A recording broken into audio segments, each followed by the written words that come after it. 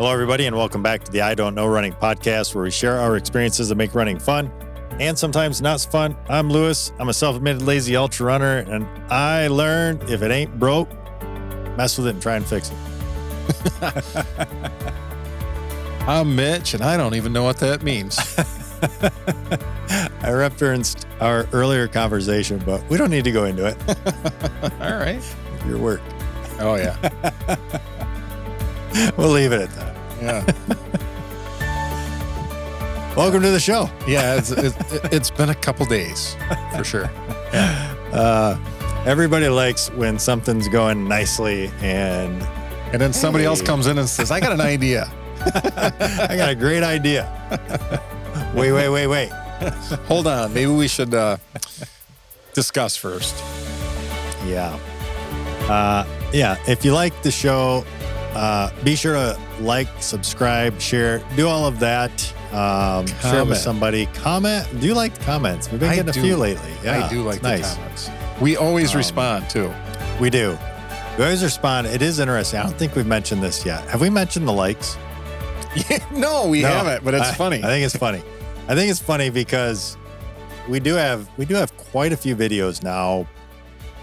What? 2 years worth?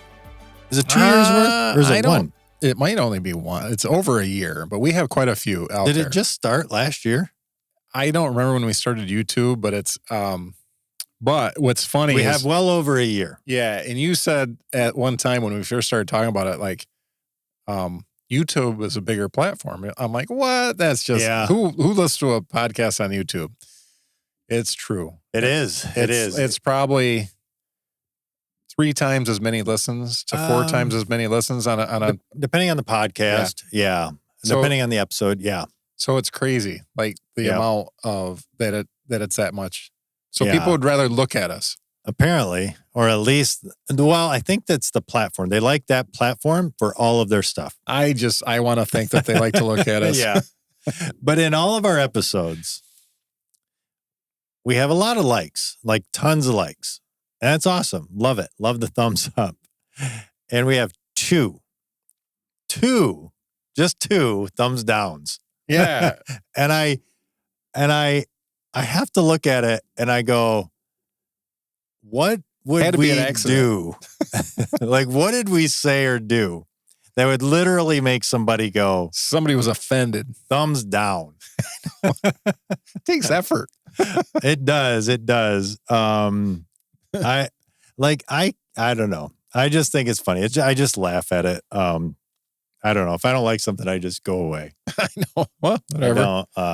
Well, whatever. Unless it is absolutely offensive or like, you know what? No matter what, have an impact. So we did. Yeah. So always have an impact. I don't want to have a negative impact on people. So that's a bummer. But a negative impact causes a lot of buzz, and then people start talking. Maybe we should try for thumbs downs. I don't know. Dislikes. I don't want to do that, but whatever. It would cause a buzz. I bet you it would get a lot of views. I mean, if we got like 50 thumbs downs, I bet you that would get a lot of views. Probably. A lot of listens. That's not what we're discussing on the podcast today. I don't even know. Well, if you don't care about running, that's perfect. We talk about everything but running. I had a way to bring us in, and now I have completely lost it. Today's episode is going to be on a couple of things. We've been talking a lot about marathons and training and running them and things like that at the beginning of this year. And this episode is going to be a little more focused on a couple of things. Number one, marathon gear, period. So like to run your marathon, what do you need? And race day jitters. Because if it's your first marathon, you're going to have them more than likely. Well, you might have them even if you've run a lot of marathons. That's true. Yeah. So it still happens. That's true, actually. I shouldn't say that. Yeah. It's a long distance. It's a long day in some cases. So I don't know that it goes away. It's just how you deal with it. That is true. And I think that as we run more and more races, marathons, we learn how to better maybe handle and manage those. And I think that it can get lost sometimes because like the thought of going and training for a marathon, I don't even think about it. Right. It's not. Now I do. I think you're right. So the morning of, I do get nerves. Yeah, because it's not easy. No. It's never easy. If it's easy, you're doing something wrong. Yeah. I don't know. Well, maybe you you're doing used a it different phrase for that. Yeah, I did. Free show. It is funny. I did chuckle. Yeah, I'll just leave. But to me, it does. To me, when we talk about gear, yeah, and jitters, I think partially it's being prepared. Yep. So it's not, and when I say prepared, you've done the training. Yeah, we're not talking about training anymore. Yeah, we're not talking about training at all. You've run every day. You've nailed every workout. You didn't skip one because I'm making fun because last episode. Because of the last episode. But you've done the things that you need to do. You know that you've done the right things. Yep. You're tapered. You're actually rested. You're ready to go. Yep. But you know what? It's not done because you still get to run that race. Got to get out there and run the race. So where does it start? It starts like if you're traveling, and it's even if you're running a race, a local race, it's what are you doing the day before? What are you putting in that bag? Yeah. To show up at that race. Yeah. So we're going to run through basically the gear you need. Yep. And this is going to be a generally speaking type of list. Generally speaking, you need these things to run a marathon. That's just what it takes. To start out, we're going to start out, and this is very foundational, and hopefully you've already ran in this a lot, and that's shoes. Shoes. Although, again, in the last episode, we did talk about barefoot. I suppose you don't need them. If you're one of those guys, stop listening now. If you're one of them. One of those peoples. If you're one of them, just stop listening. No, I'm kidding. No, I'm kidding. And give us some negative comments. Can you imagine if all we have is barefoot listeners? So we just offended every listener. Whoops. Sorry. Yeah. But generally speaking, you need a good pair of shoes. And we talk about that about every episode. Go get fit. You've already been fitted. You've been running in them. You probably got 10 pairs of shoes. Yes. So what ones do you like the most? What ones do you think are going to be the best on race day? Put those in your bag. Yeah. And there's a lot to a shoe outside of even the physical fit. There's a mental boost to it. I know, and we have talked about this too. You get a new pair of shoes, man, they just feel good. They give me a mental boost. I like the look. It makes me feel good. It just is. Pick the best color ones too. Yeah. They got to match your outfit. Yeah. It matters. Coordinate. My wife gets so mad because women's shoes, well, not women, it's just shoes in general, I should say. The bright and shiny colors are cool, but man, they get dirty so fast and they look like junk so fast. So clean them up a little bit, Yeah. So make sure that whatever brand, that little insignia that's on there matches your outfit. Yeah, you gotta have a coordinated outfit. That's what matters. That little nice accent color. Yeah. Yep. But have good shoes. Find that, or again, you should have already done this, but yeah, you do need shoes. You should know what you like. And that should already be sorted out. Yep. The next thing is apparel, what you're wearing on race day. And all of these things are checklist worthy. And you might laugh. You might say, oh, whatever, I don't need a checklist. Great. That's great for you. But if you're one of those, like me, when I did my first one, I did not want to think about anything. So having a checklist. I'm thinking about the first time I crewed you in an ultra and you got 3 bags and you got a list, a binder and a list in each bag. This is what I want here. Yeah. You're a man of lists. That is, I tell you what, in a 100-miler, that is very helpful. That is different. It did help the crew too. So I will say yes. So yeah, apparel. So I would go right next to shoes though. I would go definitely to socks. Yeah. And socks matter. And I would say, we said we don't want to, we're just talking marathon. We're not talking ultra, but we also have different weather that comes in. Yeah. So I think the same socks that you would wear if it's pouring out would be the same socks that you would run if it's sunny out. You need to be prepared. Yeah. And have good socks, because if it does rain and you have cotton socks on, you're probably going to get some blisters. Yeah. I don't know if you knew this or not, but weather does change. Yeah. It does. It really does. And especially in Michigan. And you could be a heavy sweater, and it doesn't matter if it's raining or not. Your feet are getting wet because you're a heavy sweater. So that does matter. And you should have figured this out by now. Again, these are things you should have figured out, but these are things you need come race day. Yeah. And then shirt, shorts, underwear, if you wear tights or if you wear, like base layer, whatever your base layer is. Whatever your base layer is. It could be, you could be wearing compression, and that the base layer is your underwear. And depending on, again, what time of year, February or July, you're going to wear two different things. Yep. So having those things sorted out pre-race day, you have ran in all of this stuff. It's not the first time you're going to be running in it. Trust me, you don't want to do that. Can you get away with it? 100%. Yeah. I mean, you can get away with all of this stuff. But if you want to have the best potential for success and have a good day, running that stuff before. Yeah, and I was going to say, on top of that, don't forget to put your anti-chafing, whatever you're going to use for that, in the bag. If you're one of those people, any nipple guards or any of that kind of stuff. Make sure that stuff. I think you were there where you didn't. Was it you that was asking for Band-Aids at a race start? So I've been with somebody where they're not at a race start, where they forgot to bring it and asking somebody if they had them. Maybe before, like the day before the race, I've done that. Yeah. So we're like, and that is for me usually been weather dependent. Like, and here we go, weather does change. Where I'm like, well, I'll just wear my exoskin underneath a pacing shirt, something like that. And then I'm like, oh man, it's going to be 80. I don't think I want a shirt under a shirt. True. So I just want the pacer shirt. Well, that means I want nipple guards on. Yep. And that's a potential. So throw all of that stuff in the bag, because you 100%. don't, and then you got to be prepared. You got to look at the weather. Yeah.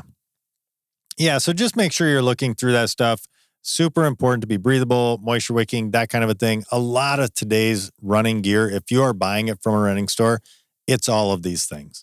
It's meant to do specifically what it's supposed to do for running. And I see a lot of people that run with a weight moisture wicking race shirt that they got from another, and that's fine. It works for a lot of people. Yeah.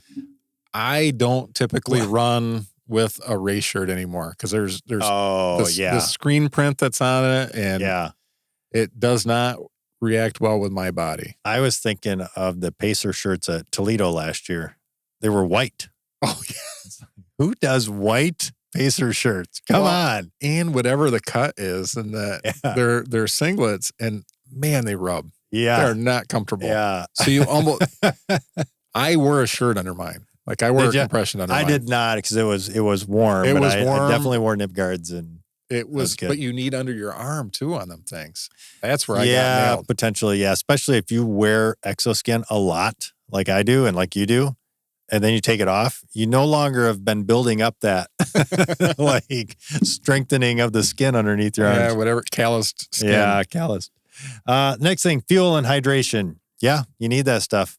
If you are one of those, and this happens.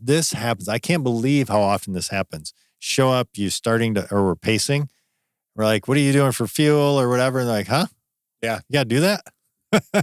Yeah. If I'm pacing, I carry extra for other runners or whatever. And electrolytes of that case, because people cramp up. But, and a famous quote, I won't say the exact quote from Brian, but read the program. So you should be looking at the night before, or, when you sign up for the race, what are they going to have on the course? If they're going to, big races, we've talked about this, like Grand Rapids, any of these other races. Toledo, big one. Yeah, especially the bigger ones. Or at least well stocked. We know we're going to go there, and they're going to have goos every so often. They're going to have all that stuff. Every couple miles, they're going to have everything that you need. And I can survive without carrying. But I've been to other races where maybe 3 or 4 miles, maybe even more. between aid stations, that means if you're really looking for your best day, you probably want to run with a water belt or a pack or something like that. Handheld, Camelback, whatever you're used to running with. And when you sign up for that race, you should probably look at it before you train running with a pack. That's a good point. Like that. Yeah, if you know you want to do XYZ marathon, like that's the one you've picked, you better have read the program and know, all right, I need to train for every 5 miles because that's where the aid stations are at. Yeah. And if I can't make it for 5 miles without water, which most people probably shouldn't. No. You should be carrying. Yeah. Fueling, make sure you're testing and using the fuel that you're going to use on race day. Again, we've talked about that. Yeah, don't buy a new one that day. Yeah. Unless you got an iron gut. Or you don't mind being in a bathroom. Yeah. Yeah. If you want to make it harder on yourself, yeah, sure. Try all kinds of new stuff. But yeah, fueling and hydration. And finally, so that is the basics. So like that is what you need. That's what you're going to need come race day. Shoes, decent apparel, socks, shoes, or socks, underwear, shirt, shorts, fuel. That's what you need. Maybe a hat. Potentially sunglasses. A hat. I mean, those are, again. I always wear a hat because I wear the right kind of the hat that the sweat will wick away, not in my eyes. Yeah. So those would be the needs. And then some of this other stuff would be an accessory. Like, you like to wear a hat. So that would be like, I want to wear a hat or a watch. Like a lot of people wear their Garmin. You don't need it, but these are things that you would want to potentially add if you're used to running with them. Sunblock is another one. Sunblock, sunglasses, all of those things. You want to have those. It's interesting. We put together this list and we pulled it from, we pulled some of these from a list, like a website. And it says other essential gear like a running belt. Yep, need that. Armbands. I just don't see those much anymore. No. They're out there. There's still a few out there. Your iPod. How about a waterproof phone case? Yeah. Like, I mean, I guess, that makes sense. You should. And and the thing is, that is actually true. You might think, well, that's okay. I don't need that. I'm not running through a shower.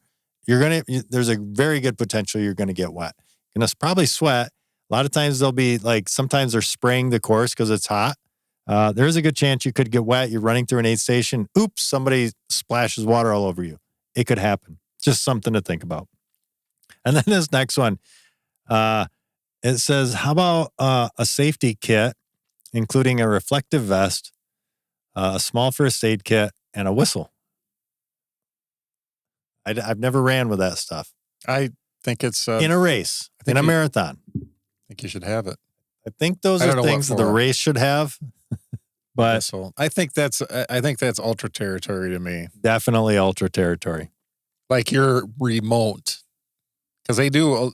No, that's true. Yeah. Because totally. I think every race vest that I have has a whistle embedded in it. Yeah. Oh, yeah. So that's for ultra running and where you're remote. Yeah. I mean, even, I guess I'm even Scare thinking. Away the bears. I hate to say it again, but like the Mummy, there's times you're in the middle of the woods and there's not a ton of runners there. You might want a first aid kit. A couple of those hills. For the snakes. Yeah. Snake bite kit. Anyway, those are some basics. Those are the primary gear that you need. You've got that stuff. You're ready to go. Now let's go into race day. Or even maybe let's say the day before. Night before. Yeah. And race morning. Well, I've so everybody goes out for a pre-race meal. Yeah. Usually you get pasta. I don't know if that's eat pasta. I don't know if that's the best pre-race night before meal, but whatever. Yeah. It doesn't hurt. It doesn't hurt. I've had fish and chips the night before, and that's a bad idea. Yeah, it just depends. That comes out. Yeah. So, yeah. So the day before or the morning of, there's a really good chance you're going to have some pre-race jitters, nervousness. We talked about that a little bit. Here are some things, and I'll just say up front, we talked about this before the recording, and the way they phrase some of this is the wording is just... It hits buttons for me. Yeah. Well, it hits button for you. It's hard to read it and not, I don't know how to say roll my eyes, but it is. It's like out of a movie. Well, it's a self-talk stuff. It's like, oh, man. Yeah. Another book, another self-improvement book. Right. Here you go. You this need is to straight hear, out of this. And thinking we need one. The Chris Farley Down by the River. Living in a van down by the river. That's more my style. Yeah. A motivational speaker. There you go. Yeah. So yeah, these are some, now I'm going to read these and they do sound funny. However, there is some real truth I think there is. to them. I think there is, because I was making a lot of fun of it earlier. Yeah. But there is some good to them. Now, these are some things that you can do to help calm the nerves. I think that we do that stuff, but we don't call it that. Yeah, definitely. Yeah. And these are not going to apply to everybody, but they'll apply to some, and some will apply to others. So just keep that in mind. Number one, the power of, and here we go, the power of positive self-talk. I know I can. So I can. I'm good enough. Strong enough. Doggone it. Doggone it. People like me. Yeah, I can do this. Was that Pat? That's Stuart Smalley. Oh, yeah. Okay. But I can do this. So there is truth in positive talk. Yeah. So we kind of poke. It's a little bit of have fun. However, there is a lot of good to a couple of these are kind of tied. Power of self-talk. One of the things, and I mentioned it before, sports psychologists often will say, think about what you want to do, not what you don't want to do. Because you can talk yourself out of something quickly. Yeah, and into negativity or negative type things. I bring up golf a lot. Golfers, sports psychologists will say, always visualize the shot you want, not the shot you don't want. So if you say, don't go out of bounds, don't go out of bounds, don't go out of bounds, there's a higher likelihood you're actually going to hit it out of bounds or into the water or whatever. So stay on the road, stay on the road. Well, yeah. Stay on the road. Yeah, or like, don't poop. Positive. Don't poop. Yeah. No, I think you're going the wrong way here. You're going to poop. Dang it. So positive. We're thinking positive self-talk here. Yeah. But I don't know what the opposite of that is, but constipation. I don't know. I don't know. That'd be better for me. Yeah. Negative talk can sabotage your race. Don't do it. You're going to get in your own head thinking, I can't do it. Well, that's going to take you down the wrong road. Positive talk. I can do this. Positive affirmations. And I have heard this too, like even writing down a simple phrase that you can like write on your hand that helped you through some training or something like that. Something that's going to bring up your spirit rather than something that's going to bring down your spirit during the race. Those things can help. Next one, breathing techniques for calm. These sound like books. I'm going to get the book, Breathing Techniques for Calm. I don't know if I do any of that though. Take a deep breath. I don't know. There is definitely proof to this as well. There is something about, there are definitely breathing techniques that can help you reduce your nerves. It brings the heart rate down, all of those things. I think the thing that comes up real for me is if you're got all these jitters, then it just compounds. You need a good night's sleep if you can get it. And yeah. So how do you calm it so that you can be like, I'll worry about that tomorrow. Yeah, this is race day. So this is race day. So now we're race day. I'm not talking the day before. But I do think that it does jitters start the day before sometimes. Yeah, they do. Yeah. So, and if you run into these, the day before, whatever. Yeah, you got to get to bed, that kind of a thing. But even that, how many times were you laid down and you were nervous the night before and it was hard to go to sleep? Yeah. That's what was in my head when we started talking about this. Yeah. Is the night before still. Yeah. You got to get your rest. And then the next day doesn't mean you're not going to be nervous. Like you could definitely still have race day jitters and you need to calm yourself down, those kinds of things. Breathing techniques can help. Next one, visualization for success. This is your favorite, isn't it? That is not. Just that visualize you can do it and you can do it. You know, if Dan is listening, I tease him a lot. All you got to do is believe. You know, you got to visualize that finish line. I pick on my friends for that. That's BS. Well, again, I think that you can't not do the work. I can't just visualize the training. I can't just visualize. Right. I've only been able to break 330. I'm just going to visualize 3 and I'm going to break it. Yeah, that's not going to happen.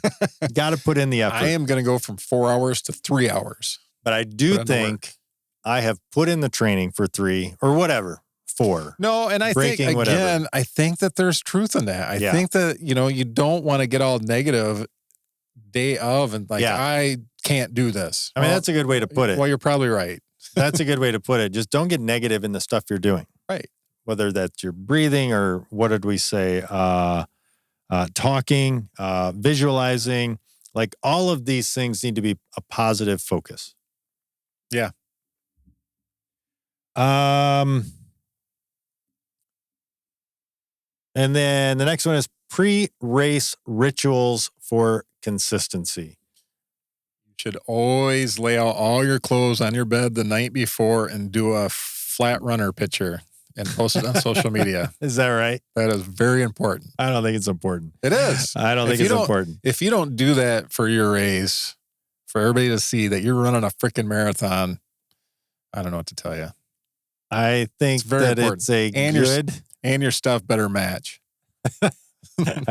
I think having and if they let you put your name on the bib, put something inappropriate on there instead. That's very important. Always good to have inappropriate stuff on your bib. Yeah. Yeah. That's my idea. That's an idea.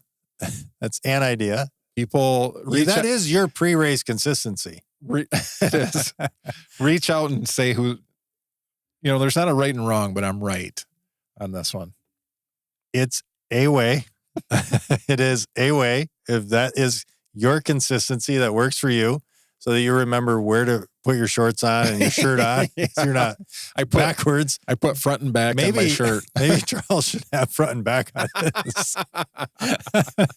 True. It happens. We'll start. Oh my gosh, that's hilarious. That is awesome. We'll put his bib on for him. But that's amazing. But anyway, pre-race rituals for consistency. I think that this is something that,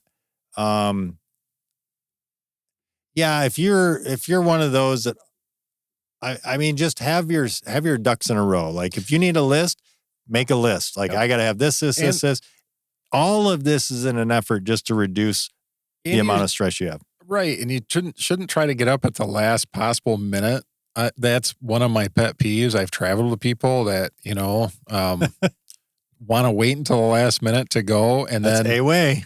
It is a way. It is the wrong way. And then get riding the car the whole way there. And then, you're getting ready and it's like, oh, they're putting their race clothes on now. They didn't do it at the hotel. Weird.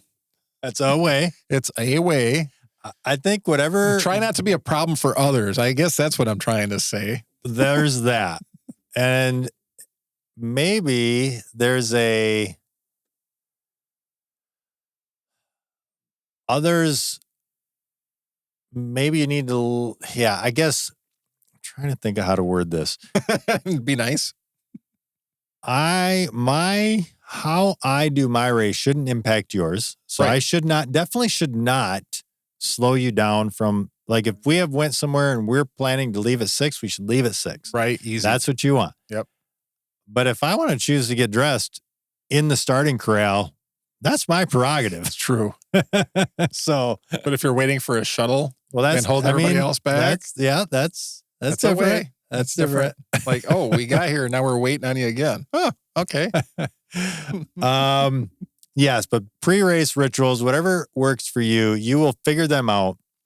I will say, though, for your first one, have a list. You think it's funny. You think you might just laugh it off. Yeah. But, man, a list is going to help you so that you do not forget something. Go to bed on time and get up early. Get up early. Earlier than you think. Yep. And if you're thinking about you want to have something to eat, get up in time that it actually you get something in your stomach. I would wager to say